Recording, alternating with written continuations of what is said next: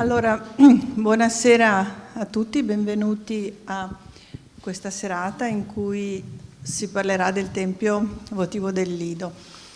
Devo dire che c'è sempre qualcosa di affascinante nei tempi votivi, perché ci riportano a un passato di difficoltà della nostra popolazione, una popolazione che a un certo punto chiede aiuto al soprannaturale per superare un momento difficile e poi ringrazia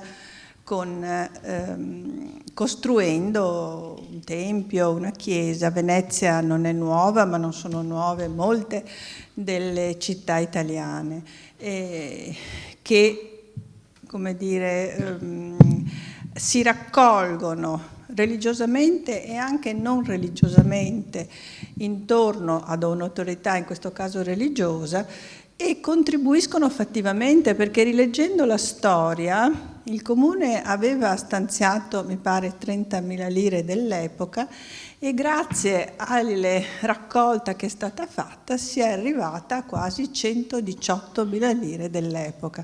Quindi vuol dire che lo sforzo è stato unanime ed è stato corale. Ma il Tempio votivo del Lido ha un'altra grande caratteristica importante, quella di ricordarci i caduti delle guerre.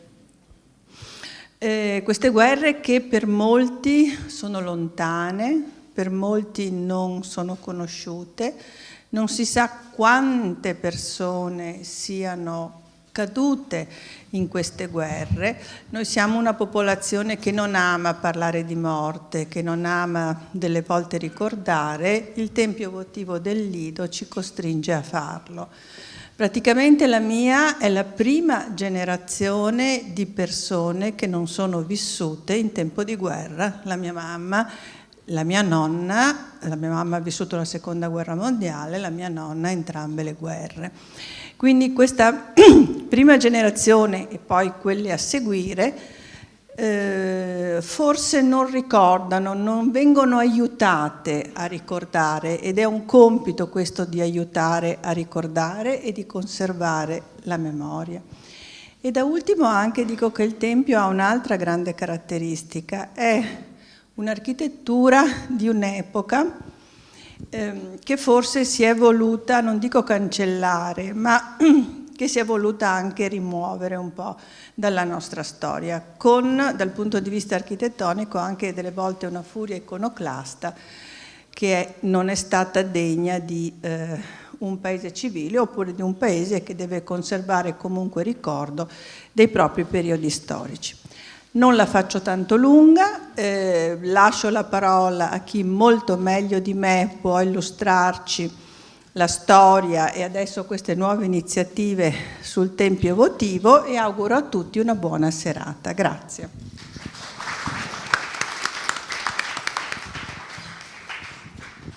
Grazie Presidente, grazie a voi convenuti, buonasera signore e signori.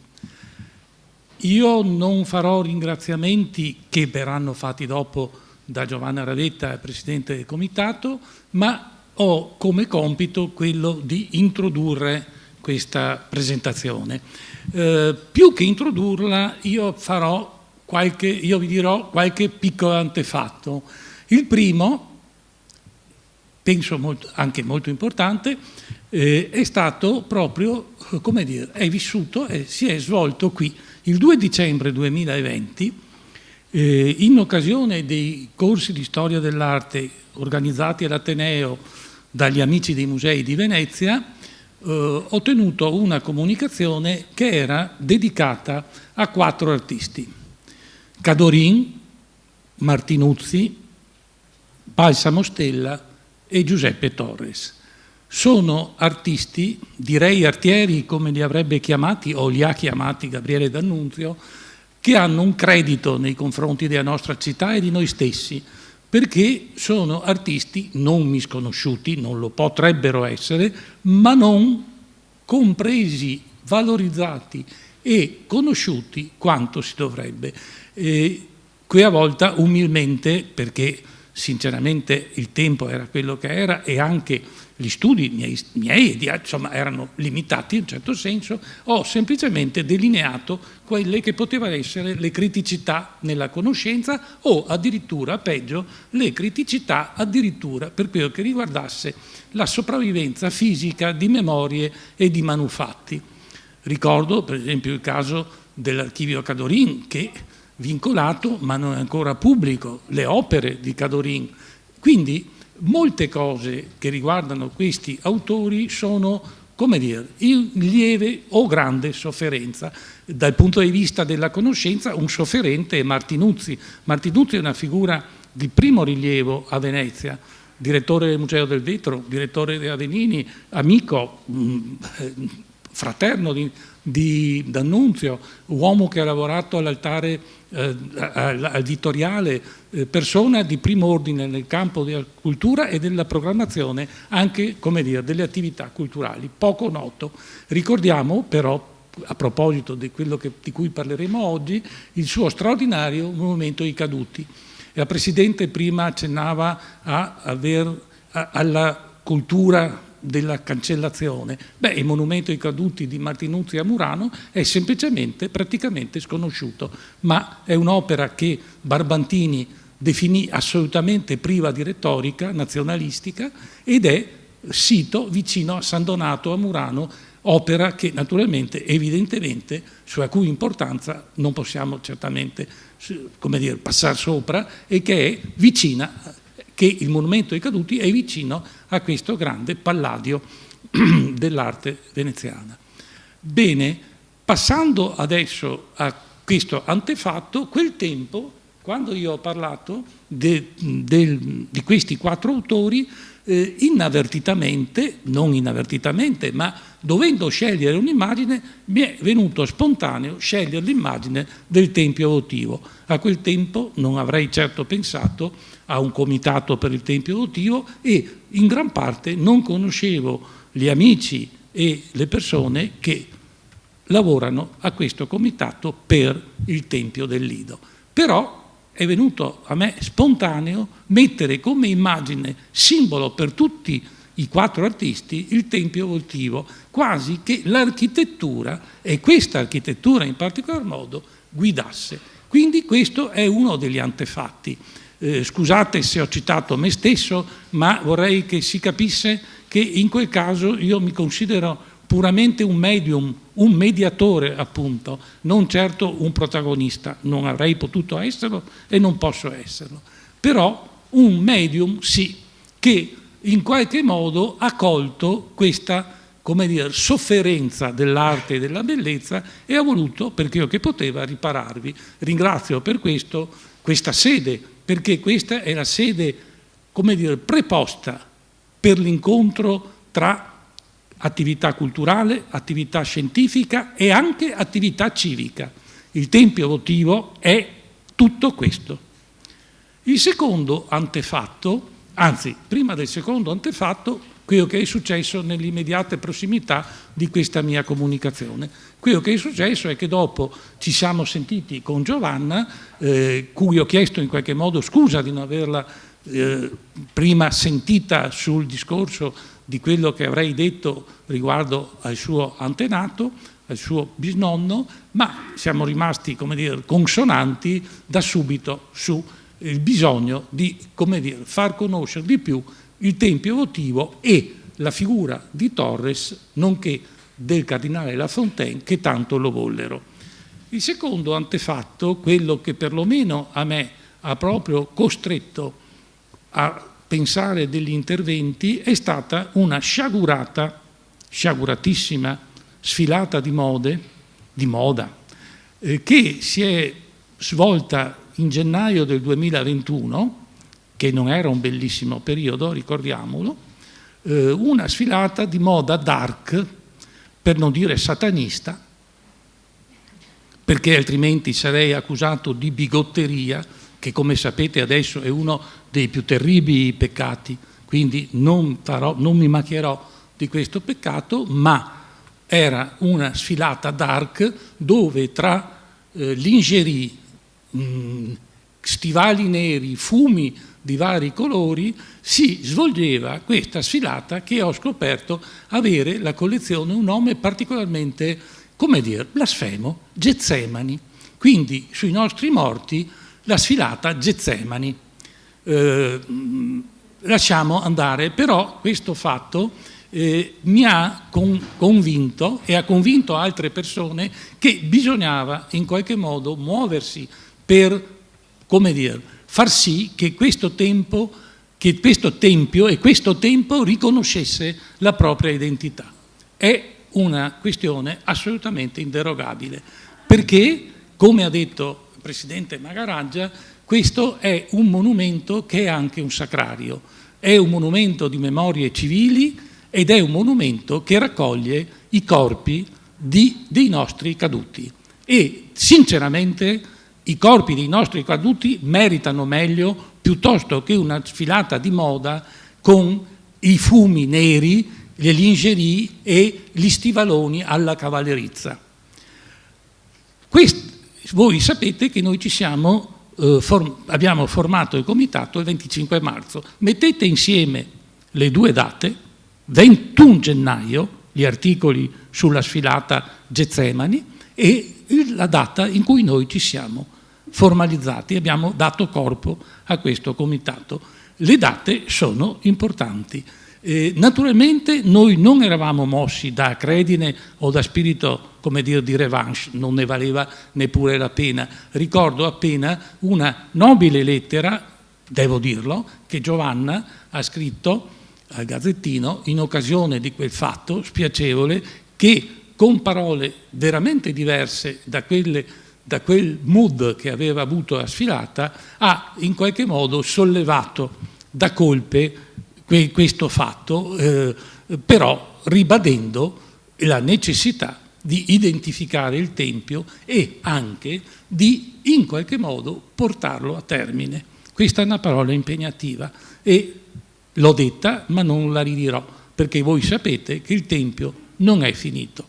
Il Tempio, come moltissime strutture e architetture religiose, è un incompiuto, ma soprattutto è un manufatto, è un monumento civile, religioso e nazionale che deve essere conosciuto, esplorato e assolutamente preservato nelle sue opere, nei suoi manufatti, di cui poi gli altri relatori parleranno, e quindi deve essere una specie di, come dire, di impegno per chi questo impegno vuole assumersi. Noi abbiamo pensato di assumerselo e abbiamo pensato, ecco, una parola nel Comitato per il Tempio Votivo del Lido è per me particolarmente importante, il che vuol dire che non è un comitato contro, anche se io non ho nulla contro comitati che spesso si ribellano a stati di fatto o a degradi o a peggio, ma questo è un comitato per la costruzione, nasce con questo spirito perché vuole, come dire, mantenere vivo quello che è stato il voto del cardinale Lafontaine e l'impegno assoluto dell'architetto Torres per la sua realizzazione.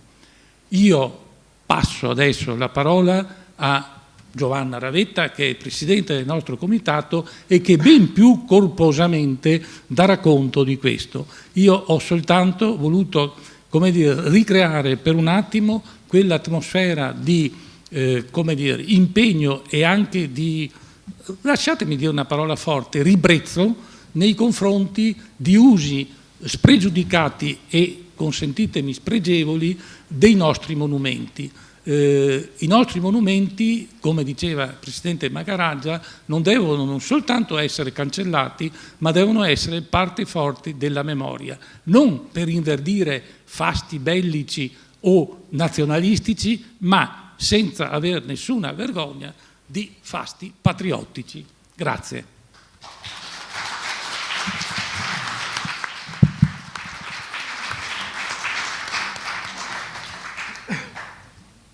Grazie, buon pomeriggio a tutti, grazie per essere qui.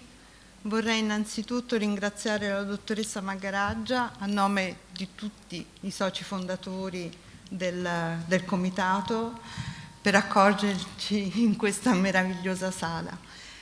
E grazie a Silvio per l'introduzione che ci introduce nella doppia veste di socio dell'Ateneo e come vicepresidente del comitato, che ringrazio per aver messo, sento ancora, che ringrazio per aver messo a disposizione di noi tutti, di noi comitato, la sua profonda conoscenza, la sua esperienza e la sua carica vitale, la sua energia che comunque non manca a nessuno degli altri membri, che vorrei, se possibile, presentare, in quanto sono una parte attiva di svariate e variegate professioni che si vanno a intrecciare tutte quante insieme. Per cui il dottor Fuso l'abbiamo già introdotto, l'architetto Paola Tiozzo Netti, che è il nostro vicepresidente insieme al dottor Fuso, l'architetto Riccardo Domenichini, che è responsabile dell'archivio progetti dello IUAV, e in sala abbiamo la dottoressa Simonetta Busulini, che è un'imprenditrice nel territorio del Lido, lì dove il Tempio sorge, il commercialista dottor Giulio Maio, nonché nostro prezioso tesoriere, l'architetto Stefano Croce, che è presidente dell'Associazione delle Guide di Venezia. Dunque, per capire perché nasce il comitato, faccio un accenno a un po' di storia. Come ha detto Silvio, ci siamo costituiti il 25 marzo 2021 con la volontà di far conoscere, recuperare e riportare all'adeguato rilievo il tempio votivo del Lido di Venezia e il suo sacrario nazionale, in quanto un bene, un patrimonio che noi abbiamo ereditato dai nostri padri. È stato voluto da... scusatemi, devo...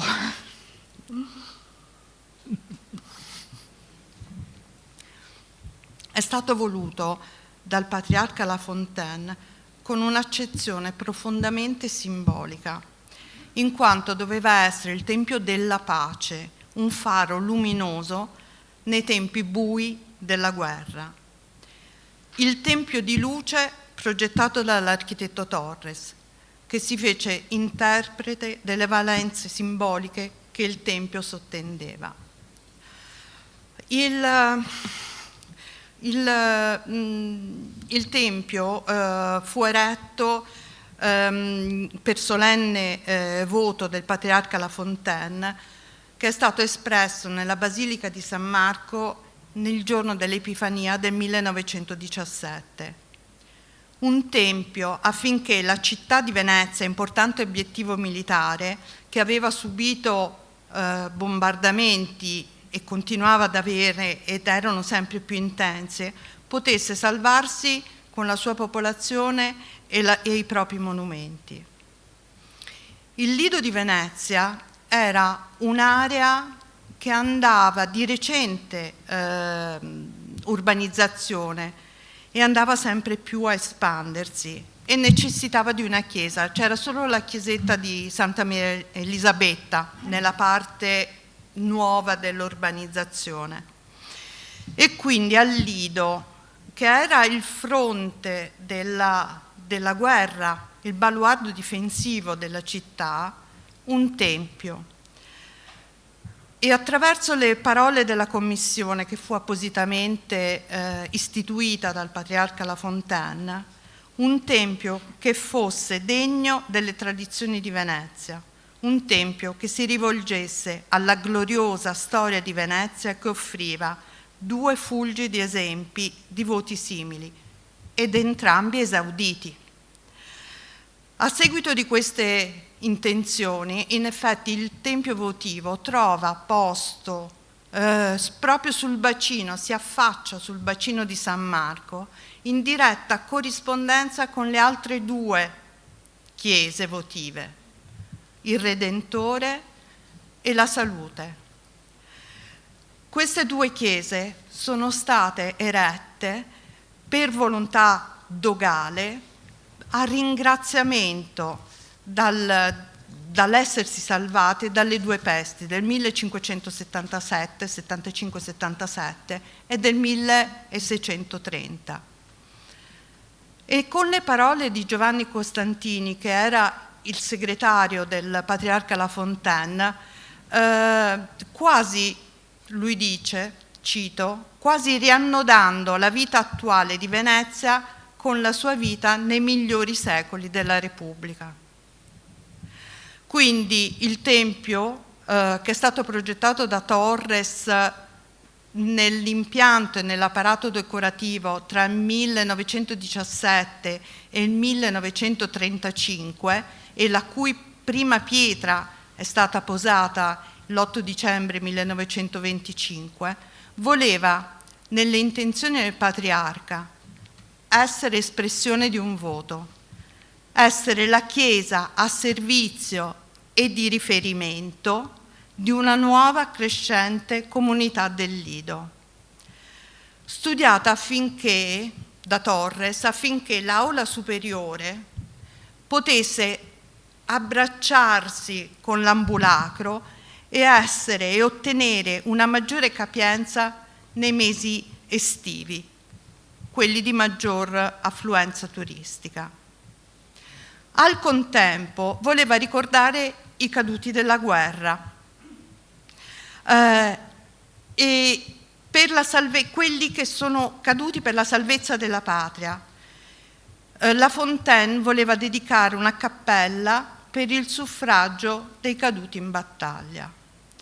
L'idea della cappella, con il piano Faracovi nel 1927, che poi si svilupperà, diventerà per successive modifiche dell'impianto del progetto iniziale un luogo celebrativo e di memoria, e quindi il Sacrario Ossario Militare di oggi, dove vennero dapprima accolti i corpi dei soldati che provenivano dai campi di battaglia, erano disseminati e seppelliti man mano, e dopo tutti coloro che si sacrificarono per la patria, assumendo così l'importanza nazionale e internazionale. Credo che sia importante ricordarcelo. Quindi le volontà del Patriarca vennero accolte dalla città di Venezia con la partecipazione dell'amministrazione comunale, nella persona del sindaco di Filippo Grimani. Quasi rispondendo un po' a questa chiamata del Patriarca, ci siamo costituiti quindi in comitato. Vogliamo essere un soggetto propulsore nell'opera di conoscenza, è quasi sconosciuto il Tempio, nel riconoscimento del ruolo simbolico e identitario di memoria del Tempio votivo ai fini della sua valorizzazione. E così mettiamo a disposizione delle istituzioni pubbliche, a quelle associative e a chiunque tutte le nostre competenze professionali nel campo della progettazione, del restauro, dell'imprenditoriale, associativo. E ci siamo formati in un comitato in quanto è una forma no profit che meglio si adattava e meglio si adatta ai nostri scopi, in prospettiva della celebrazione del centenario della posa della prima pietra, l'8 dicembre 2025. Quindi colgo l'occasione per ringraziare tutti coloro che abbiamo incontrato nel frattempo nel percorso e che ci hanno anche solo chiesto di spiegare che cos'è questo monumento, appunto sconosciuto, e coloro che ci hanno offerto la propria professione, il loro rapporto professionale, come il grafico, come il fotografo, insieme al suo team, e coloro che ci hanno coinvolto in progetti ai quali noi abbiamo volentieri aderito. E quindi il FAI Venezia con un progetto rivolto alle scuole e la Municipalità del Lido che fu promotore a suo tempo del restauro del Tempio e che ha rinnovato il suo sostegno, e l'Ufficio Beni Culturali che ci ha invitato al Walk of Peace, che vuole il Tempio fulcro di itinerari di pace. Scusatemi, ma... E infine, e mi dispiace che non ci sia, non meno importante, il Commissariato Generale per le Onoranze ai Caduti, per aver accolto in un protocollo di intesa che stiamo per firmare, aver accolto la nostra volontà di collaborare in modo articolato su diversi temi della storia e della memoria, che possano divenire progetti che coinvolgano le generazioni più giovani. Quindi ci siamo prefissati di intraprendere un lavoro di ricerca, di studio, approfondimento, progettualità e divulgazione, utilizzando anche il materiale che noi eredi abbiamo messo a disposizione degli studiosi nelle mani, nelle cure, nella conservazione dell'archivio progetti, insieme a tutti i progetti del Torres. Quindi vogliamo contribuire per ritornare a dare al Tempio quel ruolo di fulcro, oggi inesistente, nella città di Venezia, nel suo territorio, nella cultura storica, artistica e nella memoria dei caduti che qui hanno sepoltura.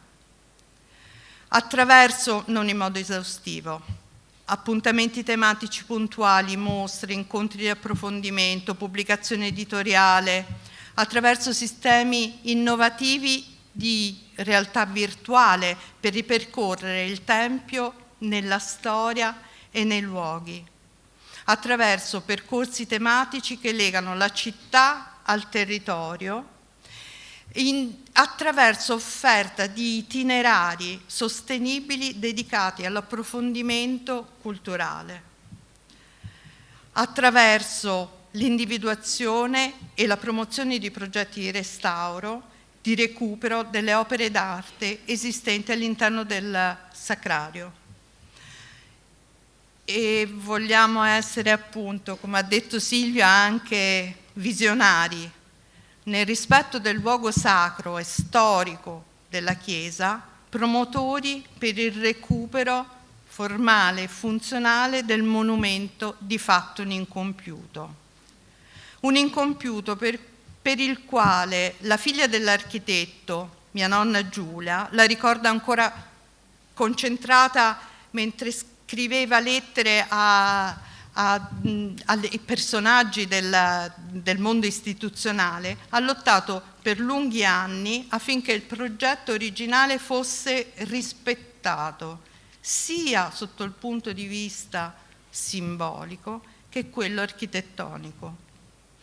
Incompiuto perché i due protagonisti, La Fontaine e Torres, morirono a poca distanza l'uno dall'altro nel 1935, con la costruzione del Tempio non ancora ultimata e infine soggetta alla volontà frettolosa di una chiusura dei lavori che ha di fatto eliminato la luce nella chiesa superiore.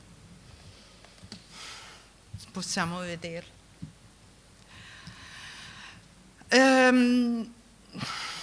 Oddio, ho perso il filo, ma scusatemi. Beh, finora no. Allora, per comprendere meglio l'incompiutezza del Tempio di cui stavo parlando, bisogna scendere nella parte di progetto che è stata effettivamente realizzata, la cripta, con un accenno all'intenzione dei due protagonisti, La Fontaine e Torres. Essi lavorarono lungo tutto il periodo della progettazione in un profondo rapporto di empatia, una comunanza di sentimenti. Ed entrambi erano consapevoli dell'alto significato che disegni, opere potevano assumere nella trasmissione dei valori e nel generare empatia con coloro che entravano nel tempio a pregare o meditare. Le opere che dovevano insistere sia nella chiesa che nella cripta avrebbero attinto dall'antico e dalla storia a profondi significati. Elaborazione teologica di La Fontaine interpretata con sentimento analogo da Torres, arte come rivelatrice del divino. Ed è plausibile che il patriarca scelse Torres come interprete dell'architettura del Tempio sulla base di una relazione nella quale l'architetto, prima ancora di parlare di architettura, descriveva il profondo significato simbolico che un tempio sottendeva. Le sue parole: l'architettura è il corpo, rappresenta la statica e anche il tempio dello spirito, come il corpo umano. La decorazione murale, la musica devono essere nello spirito e devono rappresentare le più alte concezioni del pensiero. Torres, architetto e artista, credeva fermamente nella finalità educativa ed evocativa delle arti decorative.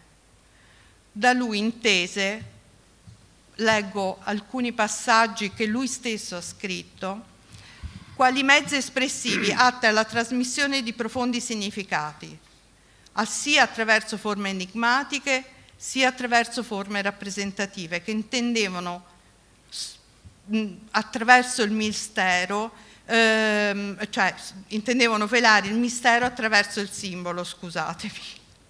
Il simbolo che gli rivela i segreti della natura e della creazione, in quanto per lui l'arte non ha valore se non è materiazione di un'idea.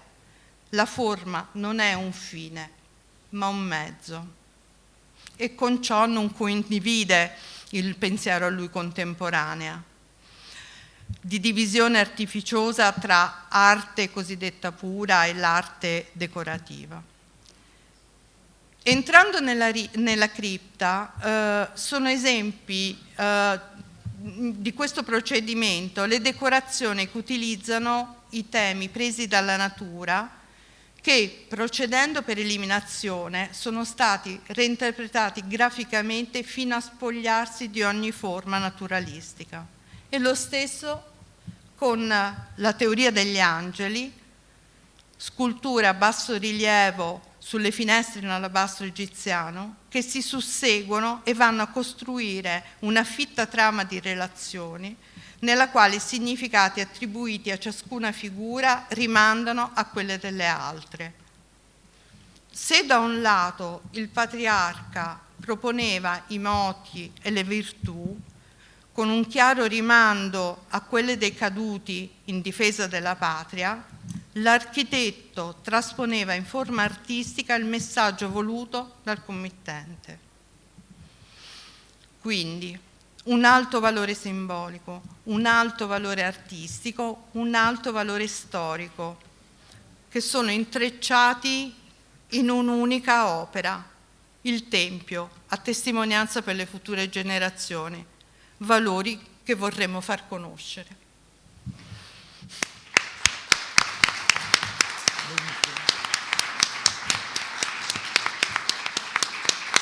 Scusatemi.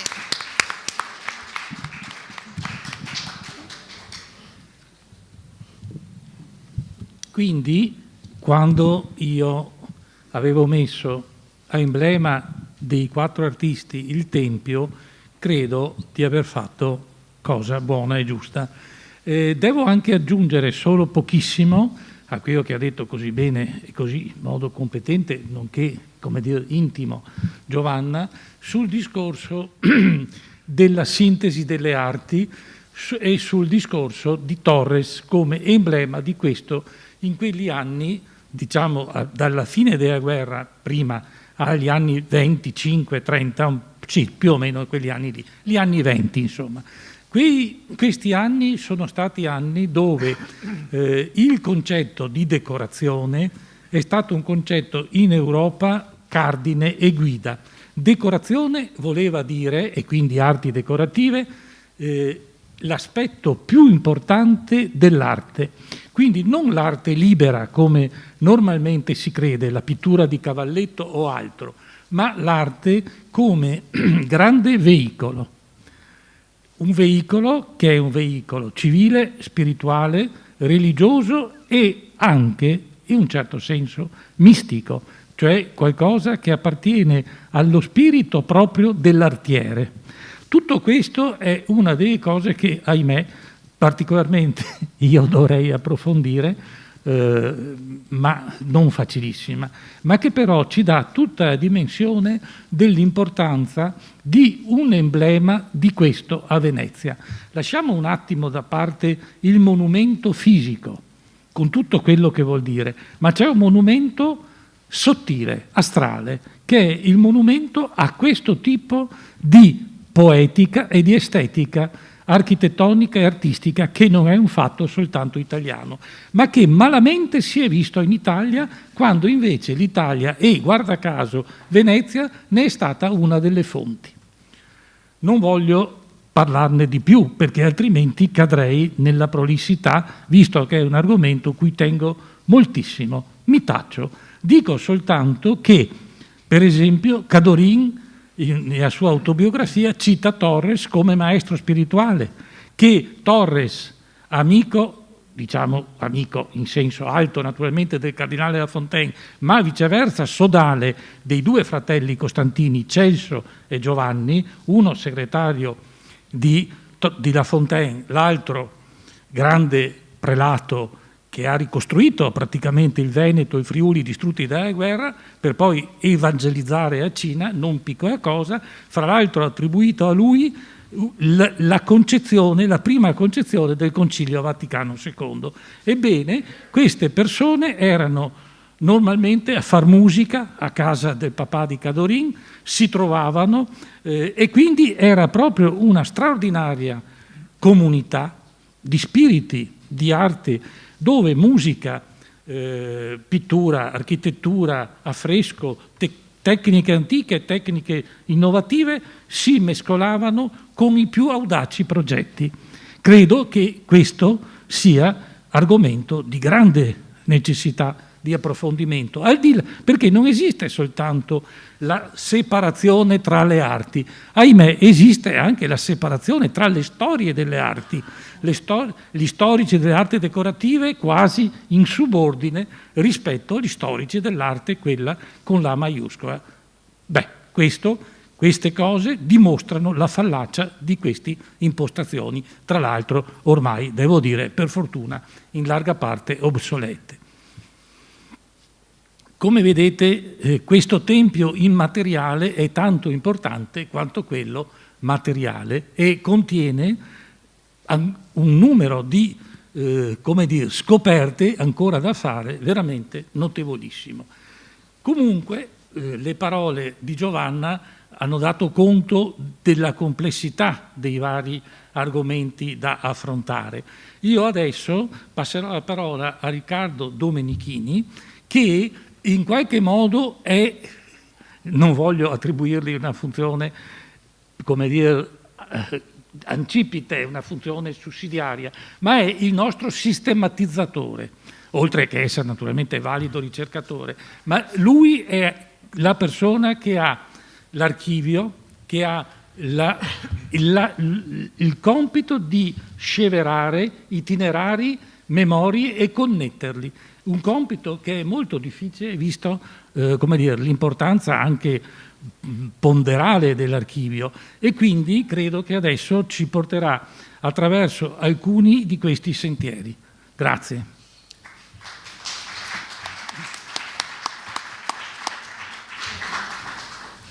Grazie Silvio.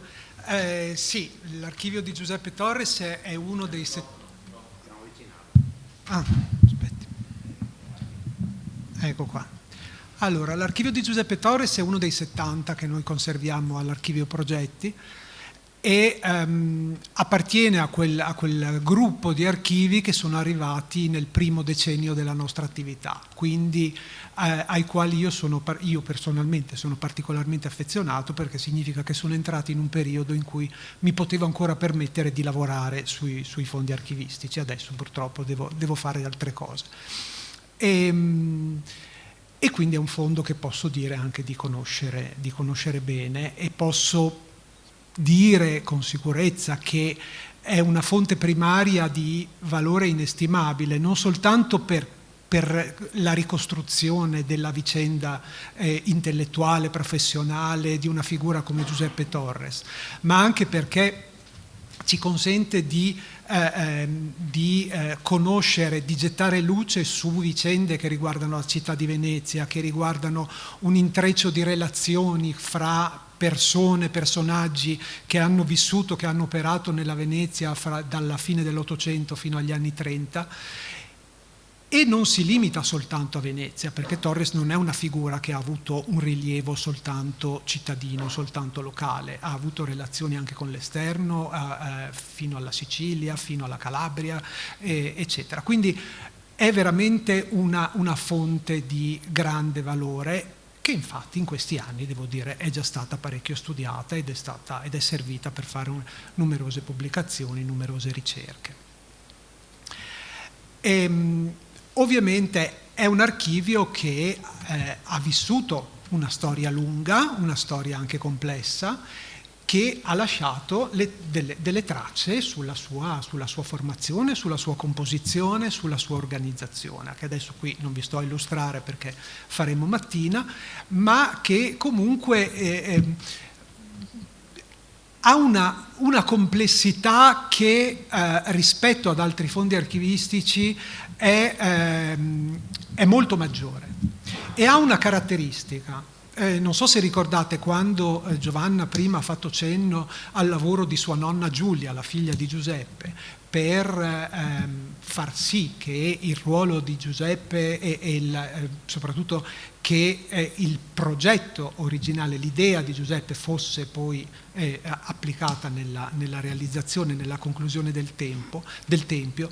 Tutto quel lavoro ha lasciato un grandissimo segno sull'archivio, al punto che c'è una parte di questo fondo che non solo documenta tutte quelle corrispondenze, tutte quelle cose di cui Giovanna ha parlato, ma che contiene al suo interno la documentazione di Torres, perché lei la prendeva dall'altra parte e la metteva assieme alla sua documentazione, quindi è una specie di archivio dentro l'archivio che ci racconta due storie sovrapposte, quella del Tempio e quella del lavoro che per decenni Giulia ha portato avanti. È una cosa, io la vedo dal punto di vista archivistico, di un interesse strepitoso, poi magari ad altri può sembrare più noiosa, ecco.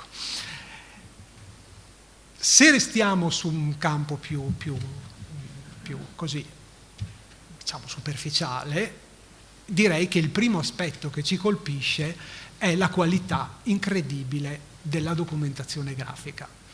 Chiaro, siamo in un'epoca in cui gli architetti facevano del disegno un pilastro della loro formazione, però devo dire che anche rispetto ad altri fondi di altri architetti della stessa epoca, i disegni di Torres hanno una qualità che è assolutamente incredibile. Qui ne vediamo alcuni che appartengono a fasi diverse della sua produzione. Quello a sinistra è un disegno grandissimo, strepitoso, per un concorso che appartiene agli anni conclusivi della sua formazione, quindi per un concorso accademico.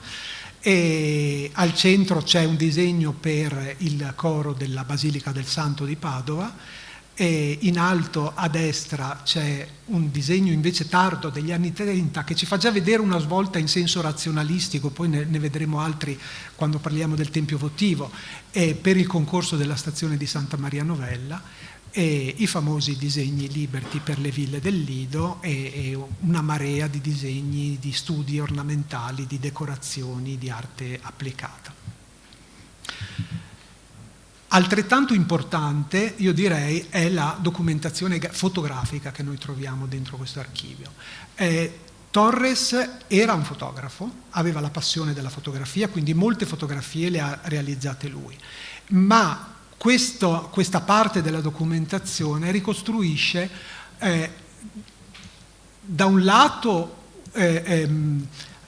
tanti episodi della sua attività. Qui lo vediamo nell'angolo in alto a sinistra, è una cosa che pochi sanno in realtà, ma il finestrone centrale della facciata di Palazzo Ducale che dà verso la piazzetta ha un gruppo scultoreo dove c'è il doge Gritti inginocchiato davanti al leone di San Marco. Quel gruppo scultoreo lì è stato realizzato su disegno di Giuseppe Torres, perché il gruppo originario, come quello nella Porta della Carta, come moltissimi leoni sparsi per Venezia, erano stati scalpellati dai francesi al loro arrivo. Di quel gruppo non esistevano, sembra incredibile dirlo perché Palazzo Ducale è Palazzo Ducale, non esistevano testimonianze iconografiche, per cui al momento in cui si decise di rifarlo, si dovette fare un concorso per dire bisogna ridisegnarlo, perché in realtà non sappiamo nei dettagli come era fatto. C'erano delle rappresentazioni estremamente sommarie, molto piccole nelle vedute generali così. Per cui Torres vinse quel concorso e qui lo vediamo giovanissimo con lo scultore Bottazzo proprio durante la realizzazione del leone prima della posa in opera. Molto interessante, la foto in alto invece a destra è stata scattata a Messina dopo il terremoto.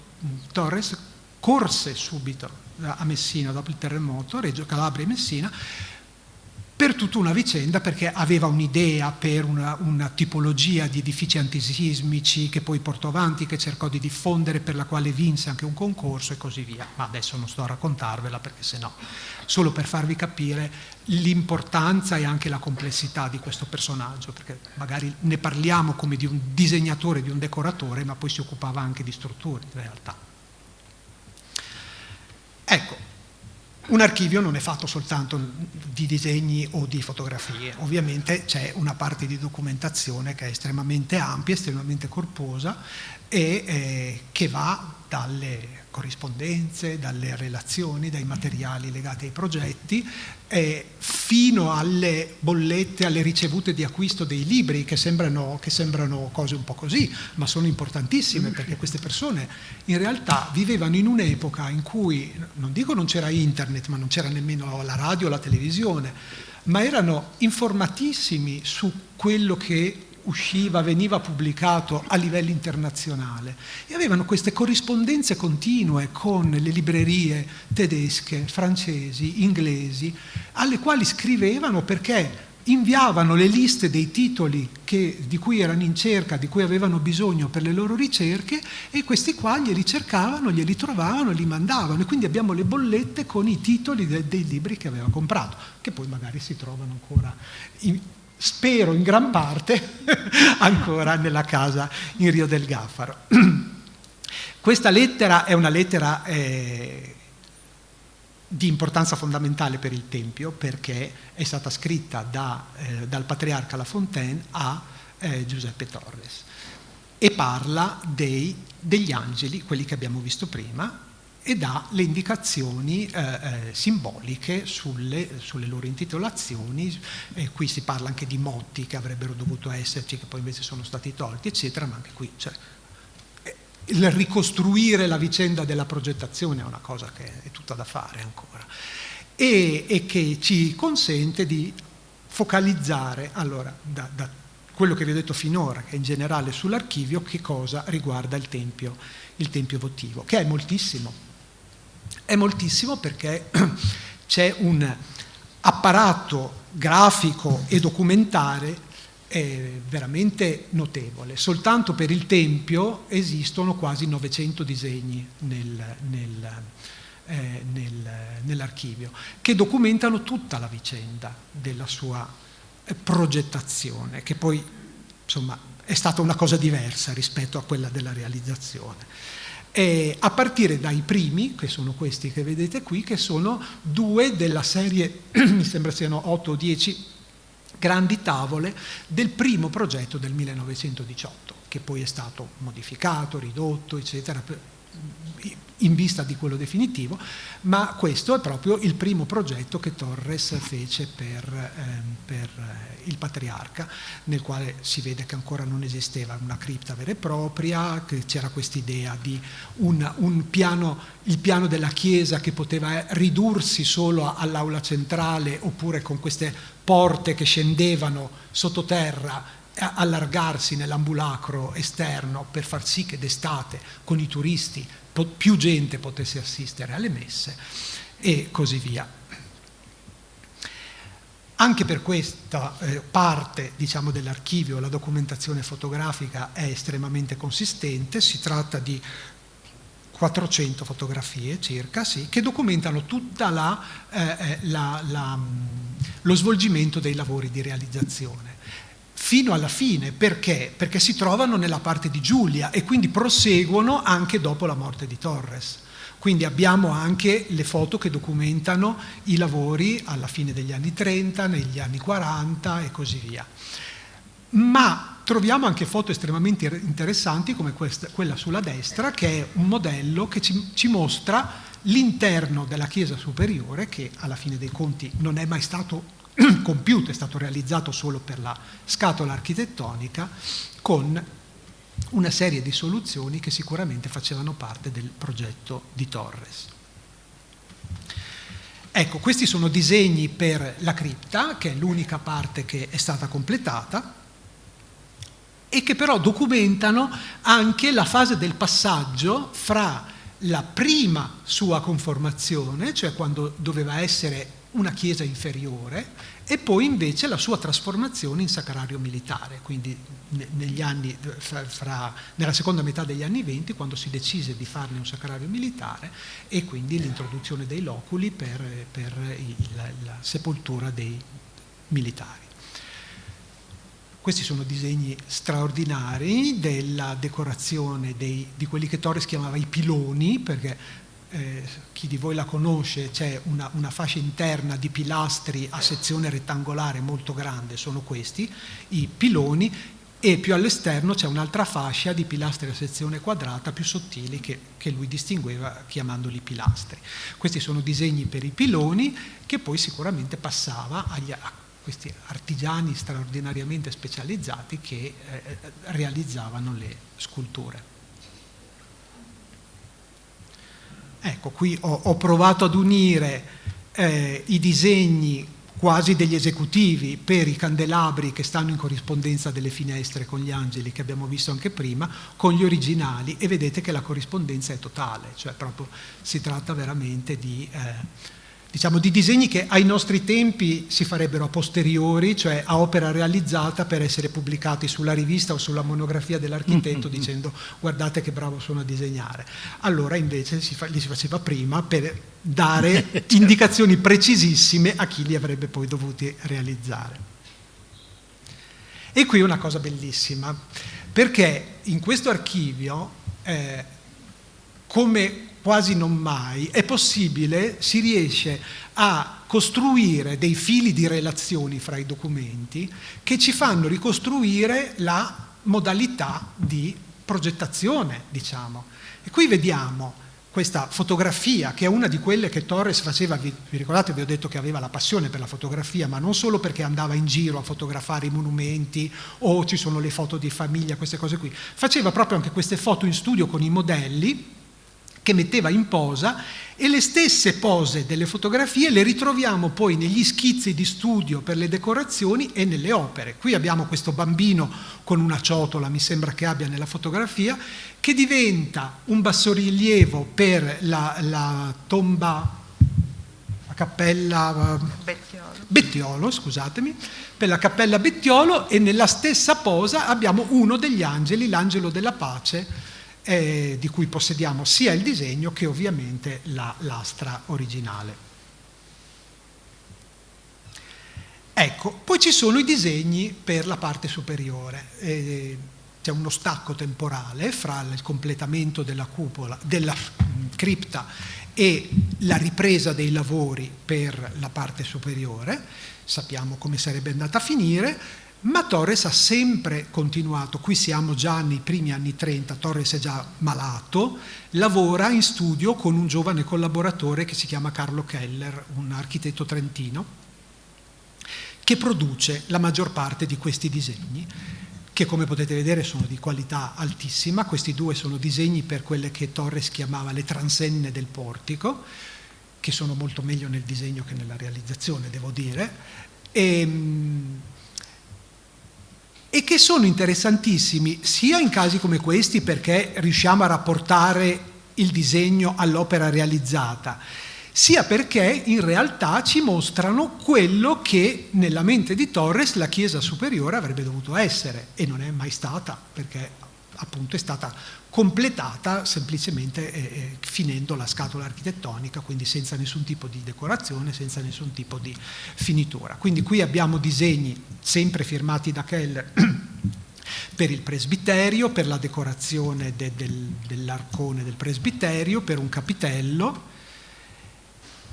per la porta principale d'ingresso, per la calotta della cupola e per quelli che Torres chiamava le fontane dei profeti, da disporre in alto sul tamburo della cupola a decorazione della parte interna. Ecco, questo è solo per darvi un'idea della quantità, non solo quantità del materiale, ma della quantità di strade che si possono percorrere, della quantità di stimoli per una ricerca che questo archivio propone, e che sarà naturalmente tanto più fruttuosa quanto noi saremo anche in grado, avremo la possibilità di incrociare con quello che ci viene da altri archivi che sono collegati a questo. Parlo della vicenda del Tempio votivo. Ovviamente non si può prescindere dall'archivio patriarcale, per esempio, o dall'archivio storico comunale, ma mi viene da dire che forse anche nell'archivio dell'allora giovane Carlo Keller, che è stato recentemente, fra l'altro c'è qua un collega che ne sa molto più di me, è stato recentemente ordinato e presentato a Trento, forse chissà lì c'è anche qualche materiale che riguarda questa fase della sua opera. Sono tutte indagini da fare che speriamo di riuscire a fare.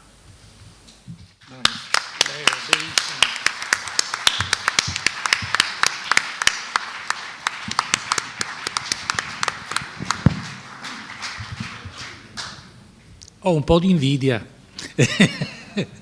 Comunque, avete visto, così esiste anche un terzo tempio.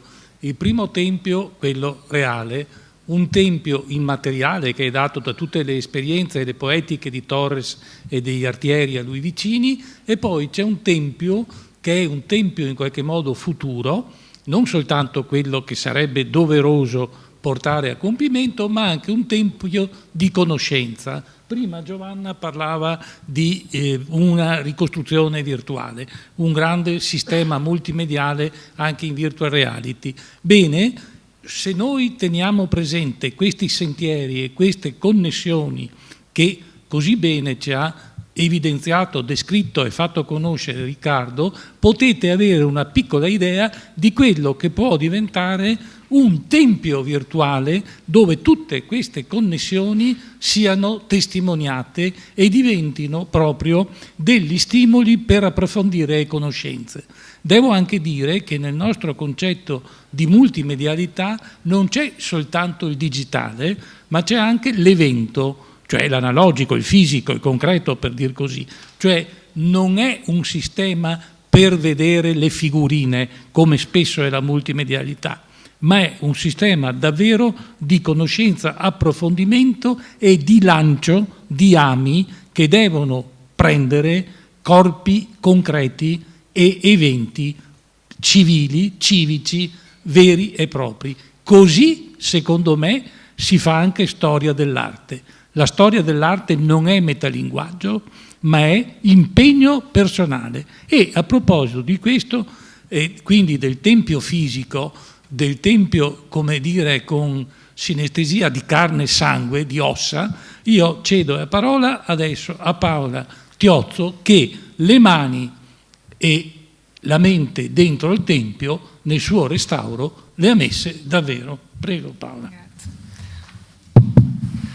Allora, quella che vedete qui alle mie spalle è un'immagine del Tempio degli inizi del 2018, fatta una sera di inizio primavera, quando insieme ai tecnici che con me all'epoca per il Comune di Venezia, come funzionario del Comune di Venezia, avevano curato la progettazione e la realizzazione di uno degli interventi di restauro che nei decenni sono stati fatti sul Tempio.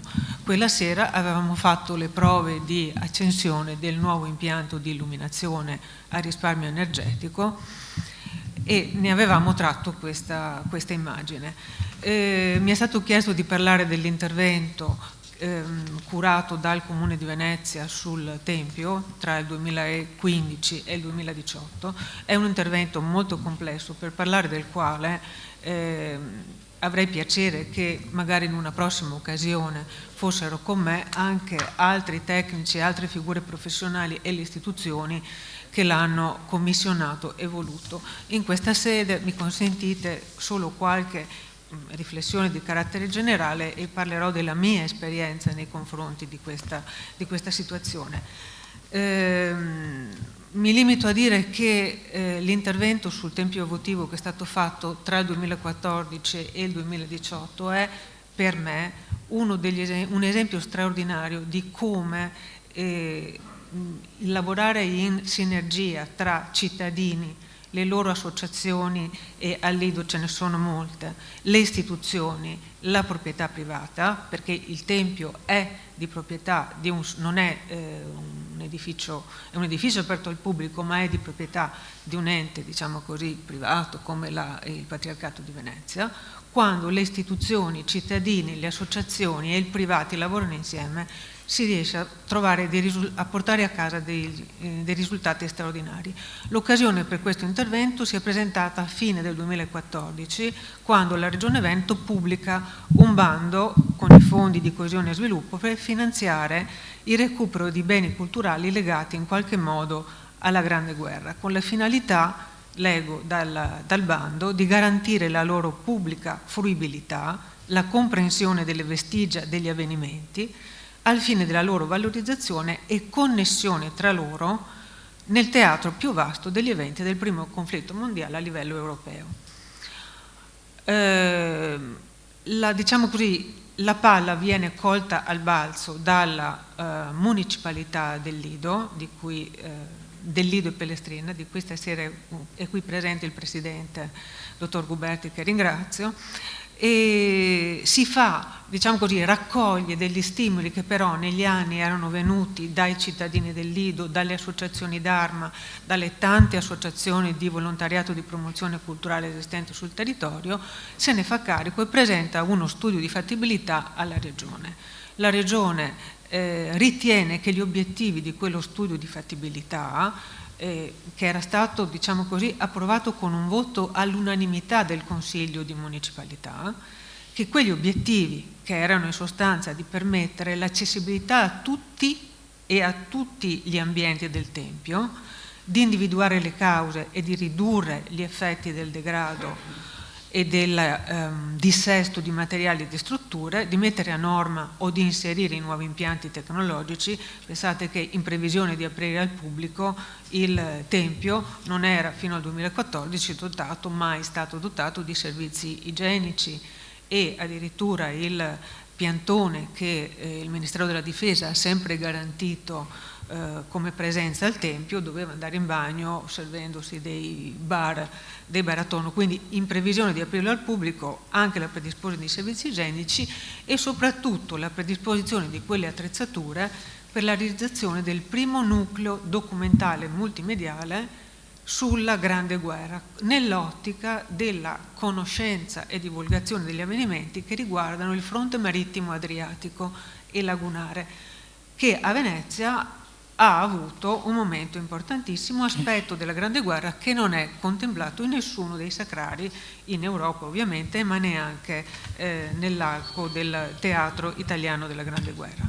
Dunque la municipalità dà diciamo così, il calcio d'inizio di questo lavoro di squadra e con il supporto del Ministero della Difesa, della Sovrintendenza, della Regione, del Patriarcato e del Comune si riesce a mettere insieme le somme, i finanziamenti necessari per l'intervento, perché ovviamente qualsiasi buona intenzione poi deve fare i conti con la disponibilità economica per realizzare quello che si pensa. Il finanziamento, un finanziamento molto importante di quasi 2 milioni di euro, viene messo insieme con il cofinanziamento impegnativo della Regione Veneto, del Comune di Venezia e dello stesso Patriarcato.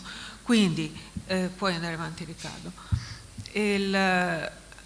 il fatto che il Tempio votivo nasca come monumento e diventi da subito patrimonio collettivo, così come la nostra Costituzione dice, tant'è che sul Tempio viene messo anche un vincolo di tutela che proprio lo definisce patrimonio della nazione, nasce fin da subito come intenzionalità collettiva di più soggetti. In questa foto del 1925, cerimonia di posa della prima pietra, anche qui vedete il lavoro sinergico di vari soggetti. C'è il Patriarcato, proprietario dell'area e promotore del voto, finanziatore in parte dell'intervento, c'è il prefetto, c'è l'architetto Torres e la presenza dello Stato è segnata in maniera importante con al centro, vedete, c'è il principe Duca d'Aosta,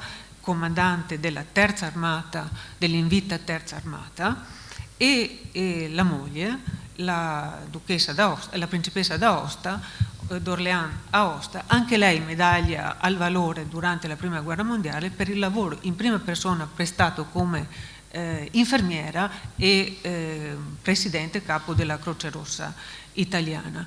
Ecco, vedete, le istituzioni sono abbracciate però dalla comunità, sono circondate dalla gente, dai veneziani. Quindi allora come nel 2014 l'intervento è possibile per il lavoro sinergico e collettivo.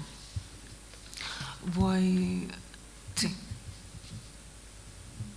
Ecco, è patrimonio collettivo in senso culturale, ma anche in senso proprio. Questo che abbiamo raccolto qui è un santino che è stato distribuito nelle parrocchie e anche nelle scuole o tra i cittadini dal primo comitato pro Tempio votivo.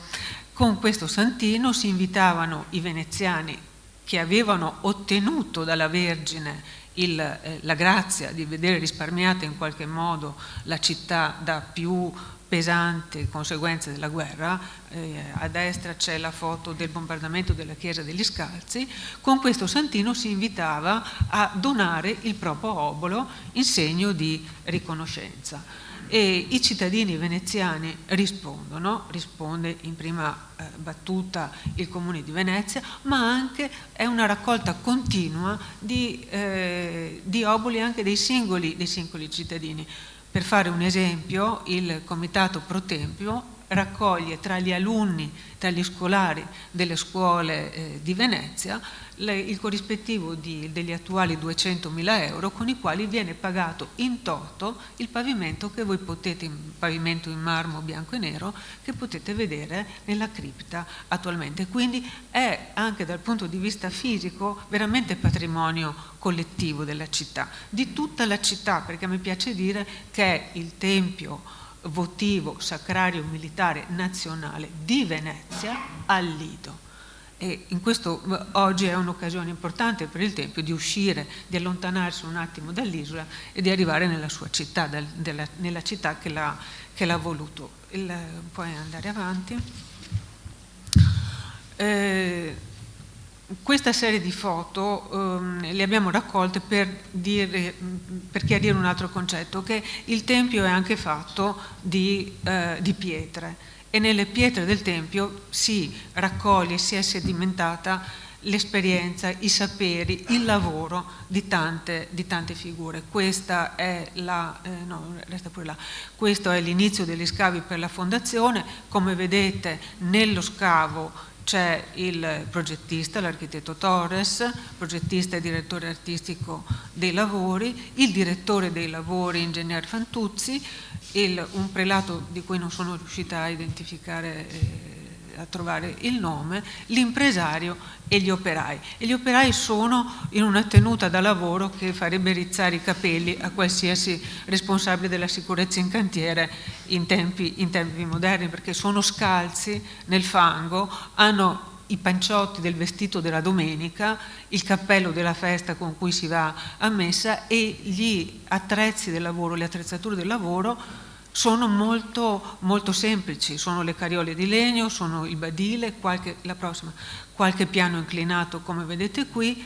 Si costruisce tutto in opera, tutto in cantiere. Il calcestruzzo viene prodotto, confezionato in cantiere. Vedete sulla riva spuntare gli alberi dei mezzi di trasporto con cui tutti questi materiali sono arrivati in cantiere, che sono i burchi, perché qualsiasi materiale, essendo un'isola e non avendo ancora i camion e i ferri che portasse materiale, sono stati portati attraverso le vie d'acqua. Quindi anche questa una storia che il Tempio ci racconta. La pietra d'Istria venuta dalle cave di Pola, i cementi venuti da Vittorio Veneto, dove la famiglia Torres aveva degli opifici, e dalle cave di Monselice. Il ferro d'armatura arriva, insomma tutti questi materiali arrivano in cantiere attraverso le vie d'acqua.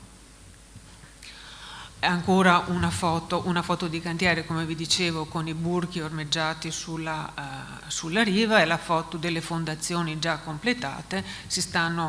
Vedete, ci sono i richiami per i piloni di cui parlava prima l'architetto Domenichini, e vedete ancora, insomma, l'attrezzatura di cantiere molto, molto semplice. La prossima ancora. Questa invece è il prendersi cura delle pietre, quindi altri uomini che con le proprie mani si prendono cura del monumento, gli uomini che se ne sono presi cura di recente, altre attrezzature, ma lo stesso spirito di cura e di amore nei confronti dell'edificio. Questi sono i tecnici che hanno del lavoro acrobatico in fune, che hanno consolidato le lastre di rivestimento della cupola in rame e hanno verificato e fatto i primi interventi di consolidamento sulle lastre di rivestimento lapideo del tamburo e della parte alta delle colonne. La prossima. Ecco, questo è un momento di confronto in cantiere tra i restauratori, il capocantiere, gli ingegneri e il direttore dei lavori, quindi architetti, ingegneri, restauratori, capocantiere, tanti saperi, tante competenze che si confrontano e dialogano tra di loro per prendersi cura del monumento. La prossima, i restauratori che si sono, con questa tenuta da sbarco sulla Luna, che si sono occupati del restauro della volta dell'abside sotto lo scalone d'onore, che è stata completamente ricostruita perché era crollata.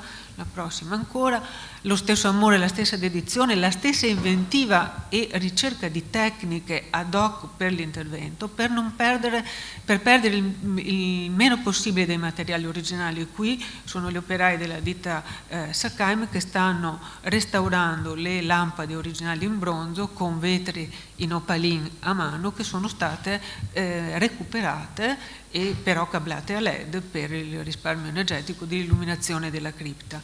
La prossima, altre attrezzature rispetto a quelle che avete visto nel 25, qui una soluzioni anche, diciamo così, complicate per portare in quota i mezzi d'opera. Qui siamo al livello della chiesa superiore, quindi siamo credo a 6-7 metri di altezza rispetto al piano stradale. Abbiamo portato su mezzi d'opera importanti per demolire degli interventi che erano stati fatti all'inizio degli anni 2000, incongrui rispetto al Tempio, e con diciamo così, il benestare della sovrintendenza e la supervisione dell'ufficio demanio e lavori di Onor Caduti abbiamo demolito dei loculi che non erano serviti, erano rimasti vuoti, costruiti di recentemente, che gravavano come peso sulle strutture, creando dei problemi di ordine statico all'edificio. Prego. ecco ancora gli operai che stanno consolidando le colonne del materiale lapideo della parte superiore del tempio, dell'ambulacro.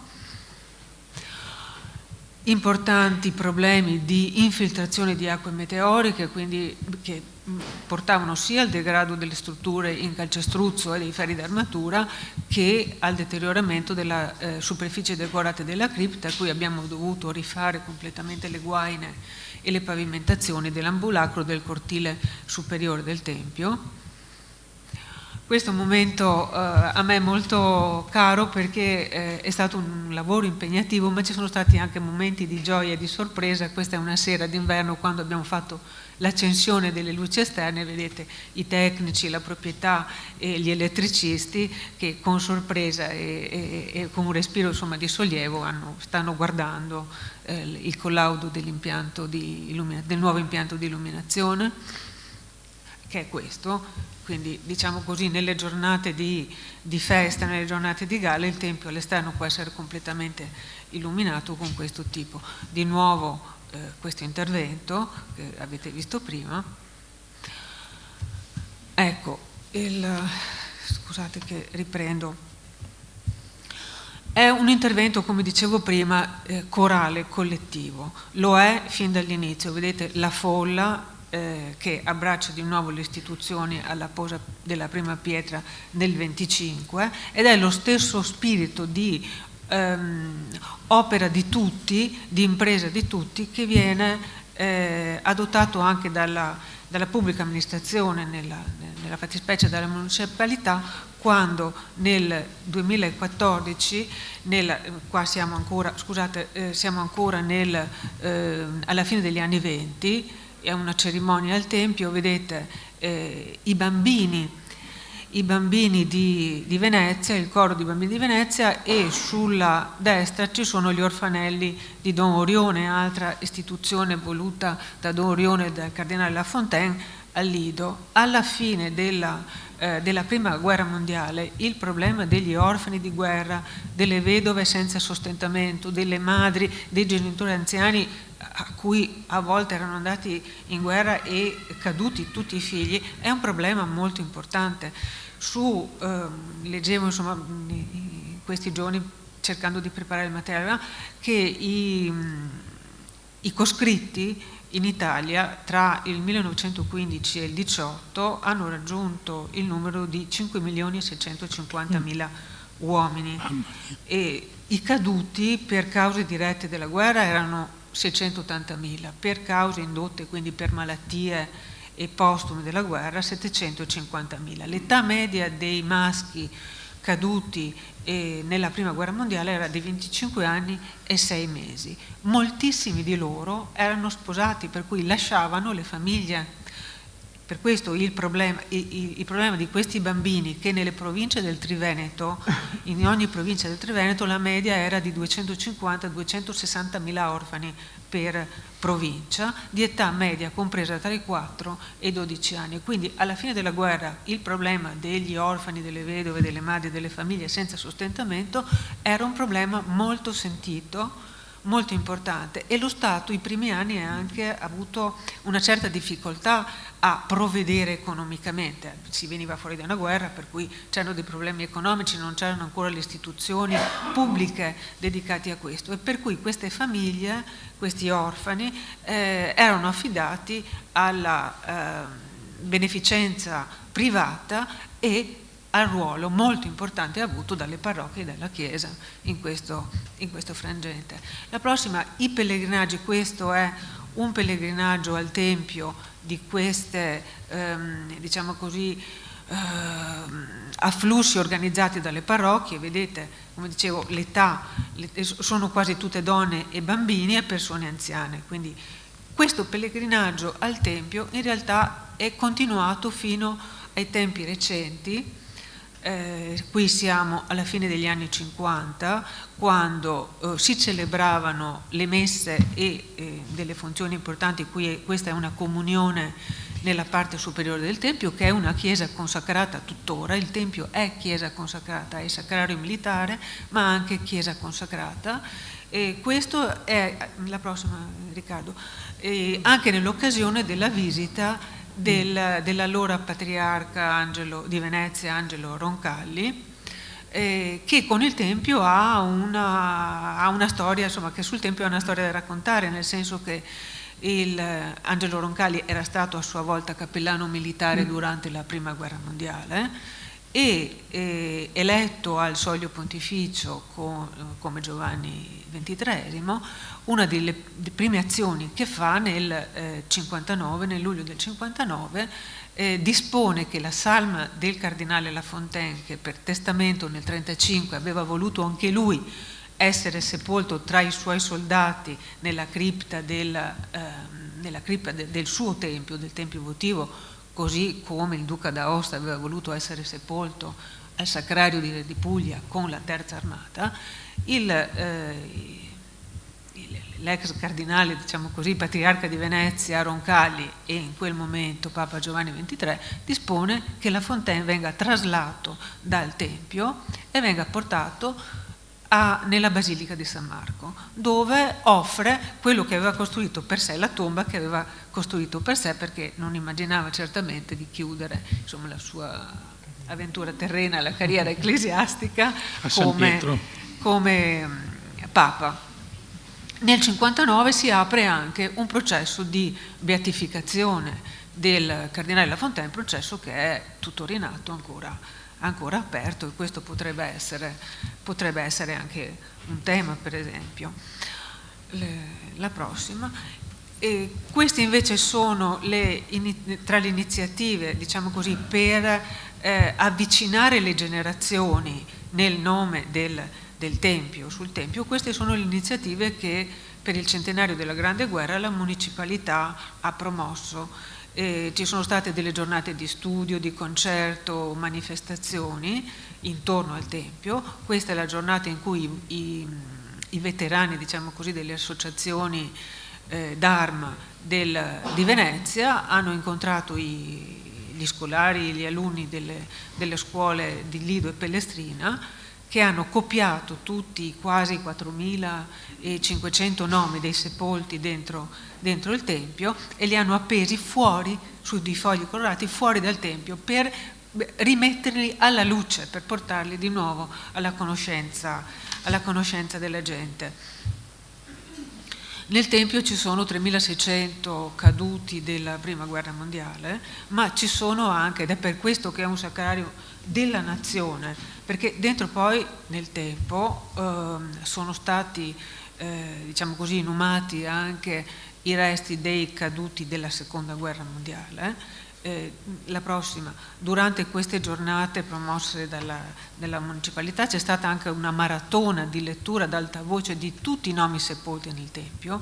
Qui vedete gli allievi e le allieve del Collegio Navale Morosini, che hanno scelto di leggere invece i nomi dei decorati. Alle spalle vedete che c'è quella scritta, si riferisce ai 46 ufficiali dell'esercito regio, caduti, insomma, fucilati dai tedeschi in Croazia, a Trili, per non avere ceduto le armi e aver mantenuto fede al giuramento che avevano fatto all'Italia. E sono sepolti anche soldati che hanno scelto invece di aderire alla Repubblica Sociale Italiana dopo l'8 settembre del 43, ci sono partigiani sepolti nel Tempio, ci sono anche 2 donne e a tutti questi nomi sarebbe anche bello dare un volto e dare delle storie, e quindi questo magari in un progetto di multimedialità potrebbe essere fatto in collaborazione con Onor Caduti, che ci ha comunicato che metterà a disposizione i suoi archivi. Di nuovo questo è un altro manifesto delle manifestazioni che erano state fatte dalla municipalità, e per dirvi che il pellegrinaggio, la devozione e il legame con il Tempio non è solo nazionale. Durante il cantiere abbiamo lasciato spazio in sicurezza a una delegazione di veterani della marina ungherese, che è venuta a deporre il 4 novembre, noi avevamo il cantiere aperto, è venuta a deporre una corona d'alloro in omaggio alle centinaia di soldati senza nome che sono custoditi in 2 fosse comuni all'interno del Tempio. Quindi è un sacrario della nazione, ma è anche un sacrario della devozione degli europei ai propri caduti. Prego di nuovo. Ecco, invece questo in rapida successione è una carrellata di come abbiamo trovato la situazione a inizio cantiere a maggio-giugno del 2015. Questa è la situazione di dissesto all'interno dei propilei. Avete presente, c'è la scala di accesso principale fiancheggiata da due scalinate, e questa insomma era la situazione all'interno sulla quale siamo intervenuti. I crolli sulla volta dell'abside dove dal 35 al 59 era il saccello del cardinale La Fontaine, crollati appunto per le infiltrazioni dalla scala d'onore, il degrado del materiale lapideo per l'attacco da licheni e muffe. Questo è il fronte nord, le guaine da rifare completamente sulle coperture. Questo è il livello della terrazza a quota Tamburo. Prego. Come vi dicevo prima, le guaine ammalorate sul cortile del primo livello, la stessa cosa, e questo è le infiltrazioni dalla copertura piana sull'ex cantoria, su quella che avrebbe dovuto essere la cantoria della chiesa. Ecco, questo è una delle situazioni della volta dell'abside che avete visto prima in particolare.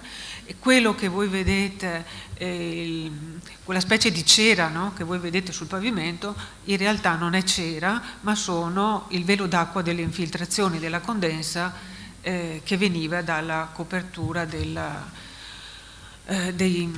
cortile superiore, e la condensa perché non riuscendo più ad aprire le finestre in alabastro con gli angeli, perché si è bloccato il meccanismo di apertura e chiusura, la mancanza di areazione provocava condensa sul pavimento e quindi un degrado del materiale, delle superfici decorate della cripta. Ecco, la stessa cosa, insomma, questo è un particolare delle formelle in alabastro egiziano delle finestre con gli angeli che avete visto prima, con la carbonatazione con la carbonatazione della parte decorata. E questa è una foto che mi è particolarmente simpatica, perché mentre cercavamo di maneggiare con cura gli angeli delle forme in alabastro, gli operai della ditta Saccame, che stavano invece facendo l'intervento di restauro sulle altre parti dell'edificio, si sono lamentati perché hanno detto che in realtà noi non teniamo conto che i veri angeli, gli angeli in carne ed ossa, sono loro che si stanno prendendo cura dell'edificio. Difatti abbiamo fatto le alucce all'operaio della Saccai. Prego. Ecco, questi sono, mentre stavamo occupandoci insomma dell'intervento, questi sono gli operai che hanno effettivamente eseguito. Se torni indietro un attimo, volevo dire una cosa. Prego. Ecco il capocantiere che è il signore di spalle, e lui che in un pomeriggio, rimproverandoci per la troppa dedizione agli angeli, ha detto: ma qua l'angelo Sommi, anche se non mi si vedono le ali, e sono come l'angelo di Wim Wenders nel film Il cielo sopra Berlino, e sono tra di voi che mi sto prendendo cura del Tempio e di voi tutti. Prego. Ecco l'intervento di smontaggio, restauro, consolidamento e rimontaggio della scala d'onore.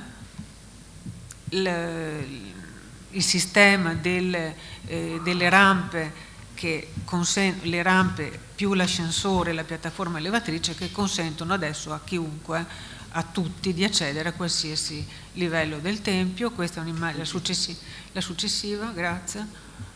Ecco, queste sono le prove dell'impianto di illuminazione nuovo che è stato fatto insomma nella cripta, e che consente anche di variare, di modulare la colorazione delle luci in funzione dei periodi della liturgia.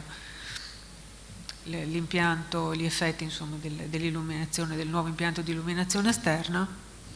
Ecco, e questa, per finire anche qui con gli angeli, questi sono i due restauratori eccezionali, Alessandra e Federico, delle due ditte che si sono occupate dell'intervento prototipale, perché è stato fatto su un'unica finestra, per capire come intervenire, con quali materiali e prodotti intervenire, quali erano i costi di un intervento di restauro di queste importanti opere d'arte che, come diceva Silvio Fuso prima, insomma, documentano l'assoluta non marginalità dell'arte veneziana di inizio Novecento rispetto al panorama culturale europeo, e la perizia e l'abilità degli artigiani.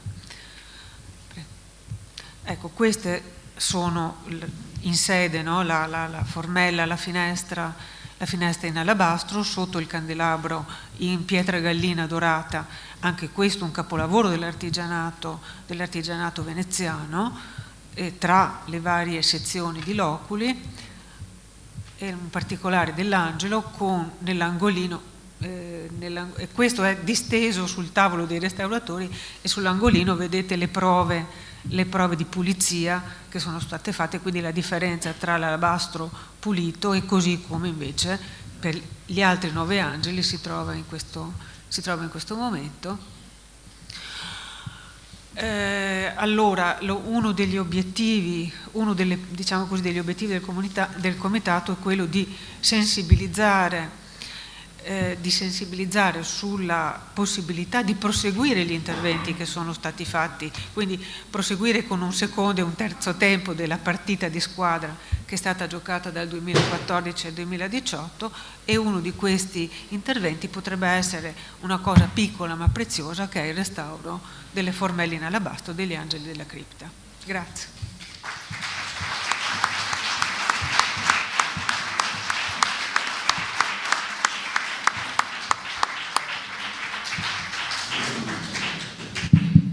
Sul discorso degli angeli da restaurare, credo che comunque saremo precisi nell'informare la cittadinanza attraverso così, insomma, comunicazioni, perché il fatto di mettere a riparo e salvare queste 9 rimaste lastre è primario, nel senso che sono opere non soltanto straordinarie ma anche preziose, e pensare, ho visto prima voi quando si sono visti gli angeli, credo che pochissimi sapessero che esistono, vero? Cioè ben pochi hanno dato importanza a queste finestre al Tempio votivo. Sono finestre preziose e sono il primo impegno nostro per la conservazione del manufatto. Grazie e buonasera.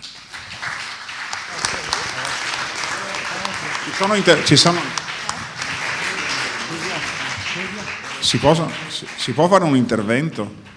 Sì.